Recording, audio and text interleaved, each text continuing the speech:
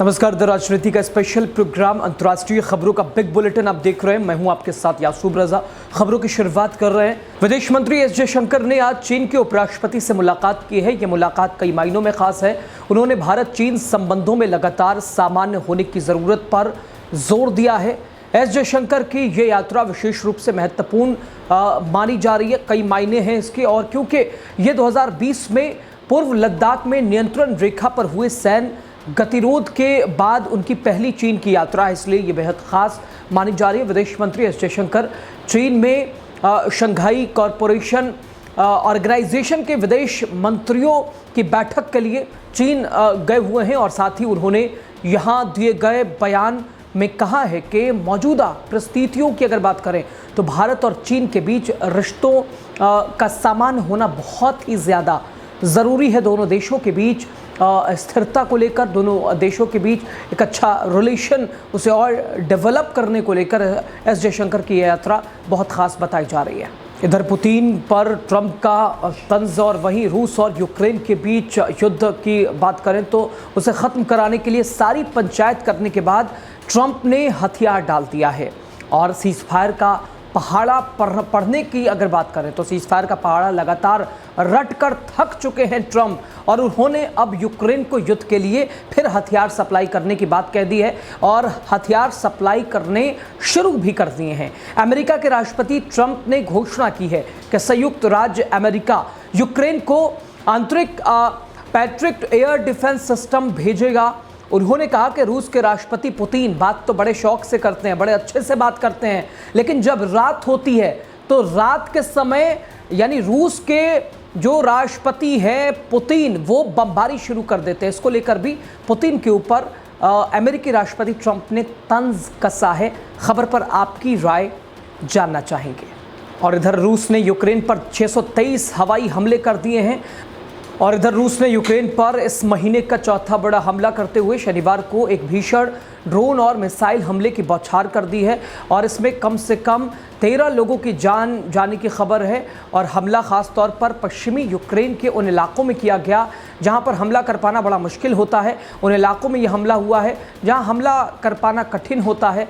और साथ ही साथ अगर बातचीत की जाए तो यूक्रेन की वायुसेना के मुताबिक रूस ने बीते 24 घंटों में 623 ड्रोन और 26 मिसाइलें दागी हैं। इनमें से अगर बात करें तो 319 ईरानी निर्मित शहीद कार्बिकाजे ड्रोन थे, और जो हाल ही के हफ्तों में रूस की हमलावर रणनीति का प्रमुख हिस्सा भी बन चुके हैं, और इसलिए मजबूती की भी बात लगातार की जा रही है। यूक्रेनी सेना ने आधे से ज़्यादा ड्रोन और अधिकांश मिसाइलें मार गिराई हैं, लेकिन अगर बातचीत की जाए तो इसके बावजूद सबसे बड़ा सवाल ये रहा कि विश्व शांति की बात लगातार होती रही, लेकिन ट्रंप की भागीदारी, ट्रंप की उपस्थिति के ऊपर भी सवाल यहाँ निरंतर खड़े हुए हैं। और इधर इजराइल का हमास को बिल्कुल बख्शने का मूड नहीं दिखाई दे रहा है। आईडीएफ ने रविवार को गाज़ा में लगातार बमबारी की, और इस हमले में 95 लोगों के मरने की खबर है, और इसमें एक वाटर सप्लाई सेंटर को भी निशाना बनाया गया है। और इस हमले में 17 लोगों की मौत हो गई है, और इसके साथ ही साथ 6 बच्चे भी इसमें शामिल हैं। इजरायली सेना ने गाज़ा पर बमबारी जारी रखी है, और रविवार को एक वेस्ट बाज़ार और इसके अलावा एक जल वितरण केंद्र पर हमला किया गया है, और इसमें कम से कम 95 लोगों के मारे जाने की खबर है। 95 फ़िलिस्तीनियों के इसमें मारे जाने की खबर है। फ़िलिस्तीनी स्वास्थ्य मंत्रालय ने इस हमले की फ़िलहाल जानकारी साझा की है। और उधर पाकिस्तान तहरीक इंसाफ पार्टी ने जेल में बंद पूर्व प्रधानमंत्री की रिहाई की मांग को लेकर इमरान खान को आज़ाद करो आंदोलन शुरू कर दिया है। आंदोलन पूरे पाकिस्तान में बड़े ज़ोरों शोरों से शुरू हो गया है। पार्टी ने साफ तौर पर यह जानकारी दी। हालांकि पुलिस की बात करें तो पुलिस ने अनौपचारिक रूप से शुरू किए गए इस आंदोलन के बाद गिरफ्तारी की भी बात कही है, और कार्यकर्ताओं को शामिल होने से रोकने की बात कही है। अगर शामिल होने तक की नौबत रहती है तो गिरफ्तारियों की भी बात है। और क्रिकेटर से राजनेता बने 72 वर्षीय इमरान खान अगस्त 2023 से ही वो जेल में हैं, क्योंकि उन पर कई ऐसे मामले हैं और उन मामलों में मुकदमा दर्ज किया गया। पूर्व प्रधानमंत्री की पार्टी 5 अगस्त से देश भर में एक बड़े अभियान की शुरुआत करने की तैयारी कर रही है, ताकि शहबाज शरीफ सरकार और सेना पर इमरान खान को रिहा करने का दबाव बनाया जा सके। इसका असर, इम्पैक्ट क्या दिखाई देगा पाकिस्तान में, विशेष तौर पर ये देखना बड़ा महत्वपूर्ण है। यानी ये संदेश के तौर पर पहले खुद लड़ लो, फिर दूसरे देशों से मुकाबला करना। उधर पाकिस्तान के बलूचिस्तान प्रांत को बलूचिस्तान लिबरेशन फ्रंट यानी बीएलएफ ने हिलाकर रख दिया है। बीएलएफ ने यहां हाल ही में ऑपरेशन बॉम्ब शुरू किया है, जिससे नींदें उड़ी हुई हैं और इससे देश की सुरक्षा व्यवस्था के ऊपर कई सवाल खड़े हो रहे हैं और साफ तौर पर देश की सुरक्षा व्यवस्था की बखिया उधेड़ दी है। और वहीं अगर बातचीत की जाए तो बीएलएफ ने इस ऑपरेशन के तहत महज 3 दिन के अंदर 84 हमले किए हैं और इतने बड़े पैमाने के हमले ने एक तरह से न सिर्फ पाकिस्तानी सेना और सरकार के लिए चुनौती पेश कर दी है, बल्कि सेना प्रमुख जनरल आसिफ मुनीर के लिए भी एक सिर का दर्द बना हुआ है। गंभीर संकट आसिफ मुनीर के सामने भी खड़ा कर दिया गया है। ये ऑपरेशन बलूच की बात करें तो ये ऑपरेशन बलूच अलगावादियों को बढ़ती ताकत और इसके अलावा संगठित रणनीति को दर्शाता है और जो पाकिस्तान की अगर बात करें तो पाकिस्तान की आंतरिक सुरक्षा क्षेत्रीय स्थिरता के लिए खतरा बनता जा रहा है। और पाकिस्तान सरकार जितना दिमाग आतंकवादियों को बचाने और इसके अलावा कश्मीर के मुद्दे पर भारत को घेरने में लगी रहती है, अगर उसका 10% भी विकास में लगा दिया होता, 10% भी पाकिस्तान सरकार विकास में लगा देती तो कम से कम वहाँ की आवाम को रोटी तो मिल ही जाती। एक बार फिर से उसकी नापाक चाल ये है कि वो कश्मीर के मुद्दे को लेकर वैश्विक विवादों के लिस्ट में इसे उजागर करे और इसे शामिल भी करना चाहती है, जबकि भारत इसे द्विपक्षीय मुद्दा मानता है और पाकिस्तान को संयुक्त राष्ट्र सुरक्षा परिषद की 1 महीने की अध्यक्षता सौंपी गई थी और जो अब समाप्त भी होने वाली है, जो अब ख़त्म भी होने वाली है। और इस बीच पाकिस्तान चाहता है कि कुछ अपने मनमर्जी कर लें। संयुक्त राष्ट्र सुरक्षा परिषद में पाकिस्तान एक खुली बहस आयोजित करने जा रहा है और साफ़ी अगर इसके प्रभाव की बात करें जिसमें वो वैश्विक विवादों को लेकर चर्चा करेगा और कोशिश ये होगी और कोशिश में एड़ी चोटी का जोर लगा रहा है पाकिस्तान लगातार कि किसी तरह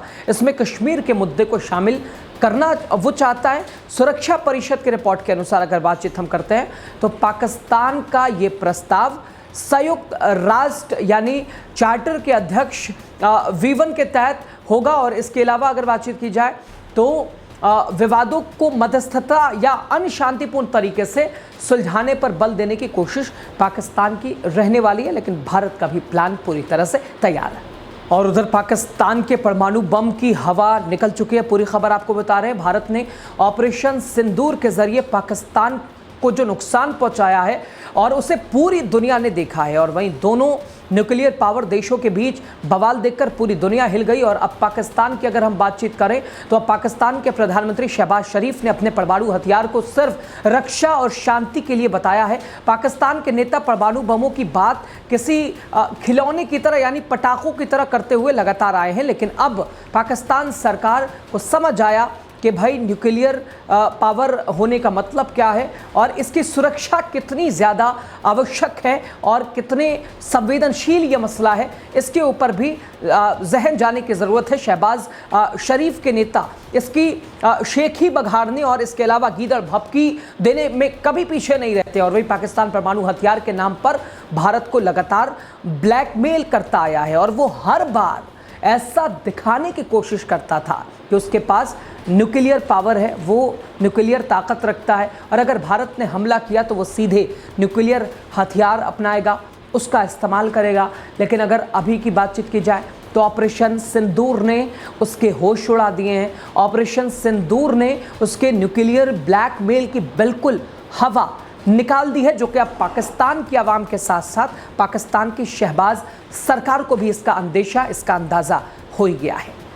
और इधर इंडोनेशिया के दक्षिण पूर्वी हिस्सों में मौजूदा तानिम्बार द्वीप समूह में 6.8 तीव्रता का भूकंप महसूस किया गया है। यह जानकारी जर्मन रिसर्च सेंटर फॉर जियोसाइंसेस की ओर से दी गई है और वहीं JFZ के अनुसार भूकंप का केंद्र ज़मीन से तकरीबन 10 किलोमीटर की गहराई में था और अब तक किसी बड़े जान माल के नुकसान की कोई पुष्टि, कोई खबर अभी तक सामने नहीं आई है। लेकिन झटकों के बाद यानी 6.8 तीव्रता के भूकंप के झटकों के बाद स्थानीय प्रशासन, बचाव एजेंसियों को फिलहाल अलर्ट कर दिया गया है। राहत बचाव कार्य लगातार जारी है। टीमों को सतर्क और एक्टिव मोड पर रहने का फिलहाल निर्देश दिया गया है और स्थिति पर लगातार नज़र रखी जा रही है और हर पहलुओं पर लगातार लोगों को सतर्क भी किया जा रहा है, सतर्क रहने की अपील भी की जा रही है और हर पहलू पर नज़रें लगातार जमाई जा रही हैं। और फिलहाल अंतर्राष्ट्रीय खबरों के इस बिग बुलेटिन में इतना ही। आप देखते रहिए ताज़ा तरीन खबरों के लिए